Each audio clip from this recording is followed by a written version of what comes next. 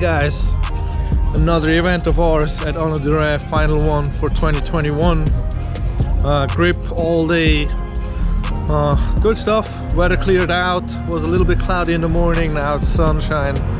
Good stuff, nice temperatures around 18-19 degrees Celsius. People are having fun. Nice cars today, some really nice cup cars. Lots of Evos, Evo 6, 8, 9, 7 and 10s. So all good, like 25% of the field is Evos. It was interesting. Some BMWs, Porsche, some Yaris's, the new one, GR, also coming out. Lots of other cool stuff. There's some Hondas also finally at the track, the new one, the FK. About time for that one. I'll show you around, I'll show you some more, and I hope you like it.